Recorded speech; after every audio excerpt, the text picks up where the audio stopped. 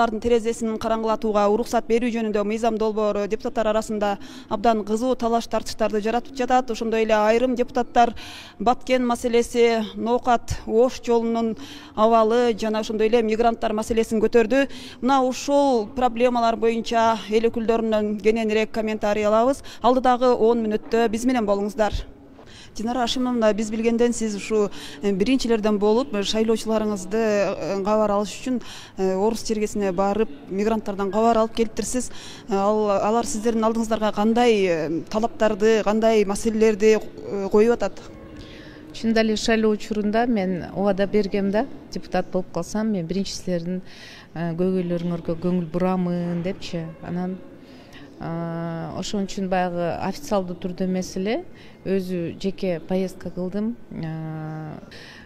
Ушул биздин мамлекет өзүнүн ал жактагы ролун жакшы аткара албай атат да. Тышкы иштер министрлиги, посолдорубуз, миграция кызматы. Анан ошолор аткара турган суроолорду биздин ошо диаспоралар чечет экен да. Өздөрү ошол жердеш болуп ынтымактары бар экен. Ошол иштап издеп аткандарга өздөрү жардам берет экен, курстарга окутушат экен өздөрү. Акча чогултуп, каза болуп калган биздин мекендештерди бул жака эмесин жөнөтүшөт экен. Ритуалдык ошо агентстволор менен төлөп беришет экен. Коркушат, кыргыз тилин унутуп калат, мынакей биздин маданиятты унутуп калат. Биз кечке жумуштабыз, балдарыбыз мектепте, ушинтип орусташып баратышат депчи. Анан ошол бүт маселелерине мен чечемин, аракеттин баарын жумшаймын деп келдим. Эң биринчи маселе мен ошол бир кандайдыр биз келип алып туруп бул жакта ошол система образованияны катуу көңүл бурушубуз керек экен. Мен кече мурда күнү встреча болду кабинет министровда дагы, ошол жерде да айттым.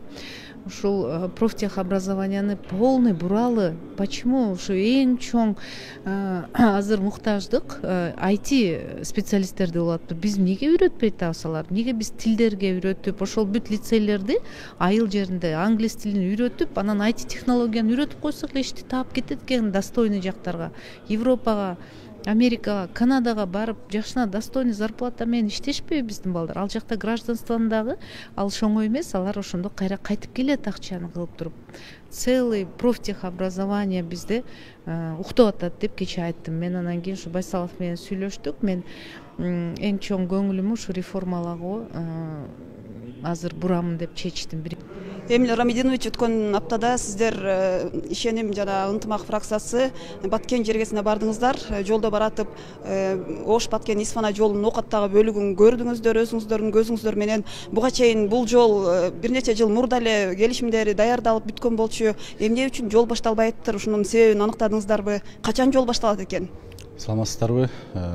Рахмат. Биз кечеги жума эки фракция, ишеним фракциясы менен ынтымак фракциясынын 14 депутат ошо жол боюнча дагы бир катар маалымат алып өттүк.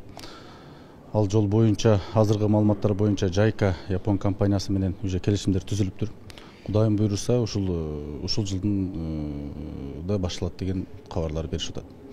Мен ойлойт элем, Кудайым буйруса ушул жолду башталса. Себеби биз шайлоо учурунда жүрүп элдер менен көп жолуккан учурларда деле ушул маселе өтө көп көтөрүлдү. Биздин ошол Ноокат элинин бир эң орчундуу маселеси десек жаңылышпайбыз да. Ошол маселени элден угуп жатып, көрүп жатып, мындай жатканда бизде бир жүрөктө түрткү пайда болду. Кудайым буйруса ушул жолго да киришип, мен ойлойт элем, ушул жылдардан башталып бир жакшы бир сапаттуу кылып бүтүрсөк деген бир ниетибиз бар. Эки фракция өткөн аптада эс алуу күндөрү барып келдиңиздер. Баткенди маселени өзүңүздөрдүн көзүңүздөр менен көрдүңүздөр. Кандай чечим кабыл алдыңыздар? Кандай сунуштарды берип атасыздар?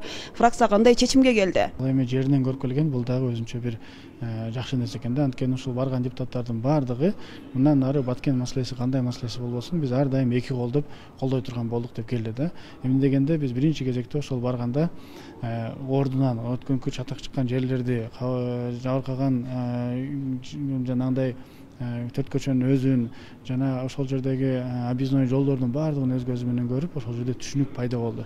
Биринчи кезекте бизге ошол жерде социалдык маселелердин баардыгын биринчи иретте бүтүрүшүбүз керек экен. Жана атайын мыйзам кабыл алдык эле Баткен статусу боюнча. Мына ошонун алкагында 500 миллион сом которулуш керек эле. Мына ошону батыраак которуп, ошол жерден элдин шартын жакшыртыш максатында, инвестицияны тартуу максатындагы өзгөртүү киргизгендердин мыйзамдардын баарын аткарылсын деп келдик да. Бул биринчиси. Экинчиси эми ошол жерде мурда өткөнкү дагы жанагы ызычуда компенсация албай калган ал элек жарандарыбыз бар экен. Мына ошолорду алынсын деп 1 мартка чейин сурокту коюп келдик. Бул экинчи жагы. Үчүнчү жагы өтө маанилүү. Ошол төрт көчө жабылып калган учурда өзүнүн Лейлек району анклав сыяктуу калып кала турган жаман жагдай бар экен. Бирок ошонун объездной жолу бар экен. Мына ошо 23 километр жолу дагы деле курулу элек экен. Мына ошого тез арада акча бөлүнүп курулсын деген дагы бир маселени койдук. Андан сырткары Баткендин өзүнүн дагы объездной бир жол бар экен, Карабак аркылуу. Мына ошону дагы перечинге киргизсин деген чечимибизди кабыл алдык. Дагы бир чечимибиз эми баягы кетип атып Нокат аркылуу кетип калдык эле. Баягы Нокатта буга чейин көп маселелер көтөрүлүп келди эле. Мына ошону дагы мамлекет тездетсин. Анткени болгон эле болбогон эле бир бюрократтык өкмөттүн маселелери боюнча жол курулбай атканына өз көзү менен да көрүп келдик да. Кийинки жумаларда жогорку кеңештин жалпы токтомун кабыл алабыз. Мына ошол жерде дагы ушулардын баарын камтып кетебиз жана башка дагы маселелерди депутаттардан түшкөн сунуштарды алып кетебиз да. Ошол. Медер Кубанычевич, бүгүн күн тартибинде нотариат жөнүндө мыйзам долбооруна өзгөртүүлөр киргизилип атыптыр. Ушул мыйзам долбоору боюнча сиздин оюңуз кандай? Кандай өзгөртүүлөр киргизип атасыз? Нотариат мыйзам негизи бүгүнкү күндө иштелип чыгышы керек болуп атат. Ошого өткөндө комитетте жумушчу топ түзүлдү, макулдашуу топ. Өйдө ылдый мыйзамды карап чыгып, бүгүнкү замандын талабына жооп бере турган ал жумушчу топко депутаттык корпустан бир нече депутаттар аталган комитеттен мүчөлүк кылып киришти. Ошол эле учурда өкмөттүн өкүлү, президенттин өкүлү, юстиция министри да киришти. Эми биргеликте бир тегерек үстөлдө отуруп, Кыргыз Республикасынын жарандарына максималдуу түрдө ыңгайлуу түзүк шарттарды түзүп берүү максатында нотариатка байланыштуу жол-жоболорду иретке салат деп ишеничтемин. Мен өзүм дагы кошо кирдим, себеби белгилей кетишим керек. Өзүмдүн жон терим менен сескен нерсем. Мисалы үчүн дайыма нотариалдык иш-чараларды кылууга келгенде мен мамлекеттик нотариусту тандайм да. Бишкекте мисалы үчүн 4 район: Свердлов, Октябрь, 1 май, Ленин 4 району бар. 4-өн тең юстиция министрлигинин мамлекеттик нотариаттары бар. Жеке нотариуска барсаң, машиненин нотариалдык иш-чараларын кылууда же үйдү, кыймылсыз мүлктү же бир нерсени мамлекеттик эмес нотариустарда жеке. Мисалы үчүн 1000 сомго кыла турган нерсени мамлекеттик нотариуста 70-80 сомго бүтүрөсүң. Бирок кезек абдан чоң. Ошол жерде иштегендердин эми алар деле түшүнсө болот. Айлык акылары төмөн, кезек чоң, ошого байланыштуу адамдык фактор орой сүйлөшөт, кагып силкип коет келген кардарлардычы. Ошончо ушуларды иретке салайлы деп атабыз. Жөнөкөй карапайым калкка мындай жеңил, тез, ошол эле учурда акчасын үнөмдөй турган эң биринчи максат ошону мыйзамды иретке келтирели деген ниетибиз бар. Унаалардын терезесин караңгылатуу боюнча мыйзам долбоору абдан кызуу талаш тартыш болуп атат. Кээ бирлери уруксат берели деп атат, кээ бирлери жок деп атат. Негизи буга чейин ушу жол кырсыгынын көптүгүнөн улам тыюу салынган болчу да. Азыр эмне себептен кайрадан ушул нерсени киргизип атышат? Эми мен дагы азыр жаңы эле тиги экономика министринен сурадым бул боюнча. Булар айтып атат экономиканы көтөрүү депчи. Эң башкысы биздин элдин коопсуздугу маанилүү биз үчүн. Анан эми баазы боюнча да өзүңүз суруктуңуздар 30 миңден 50 миң сомго чейин дейт. А бизге деген жаштар ошол эле канчадан кишилер кайрылып атат, анда бул боюнча да элди экиге бөлүп коюп атат. Бай кедей деп. Мисалы азыр көпчүлүк катмар бизде бир 10 миң долларга чейин машиналар тебишет, айдашат. Ремень безопасности деген бар. Аны тонировканын ичинде кантип көрөт? Экинчиден телефон менен сүйлөшөсүң. Ал мыйзамы. Ал кантип көрөт? Биз аны да көтөрдүм. Үчүнчүсү алдыга балдарды отургузуп алат. Аны кантип көрөт? Мына көрдүңүзбү? Булар үч нерсени учтевать этпей туруп эле тонировканы кабыл алып, экономиканы көтөрүү жолун деп бул жагын карашкан жок да. Ким уруксатсыз караңгылатып алса, аны 60 миң сом айып пулу боюнча сөз көтөрүлүп атат да. Эмне себептен дегенде эми бирөө мына жана бюджетке акчасын төлөп атат, лицензия, уруксатын алып атат. Анан уруксат албагандар жөнүн каралып атат. Ошондо эми максималдуу түрдө айып пулун коюу боюнча маселе көтөрүп атабыз да.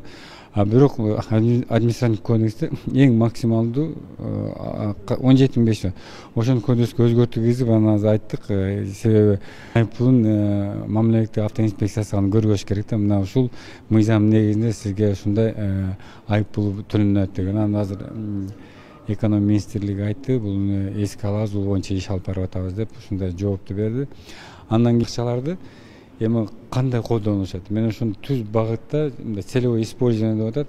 Мен ушу сунушун бердим да, атайын счетко түшсүн деп.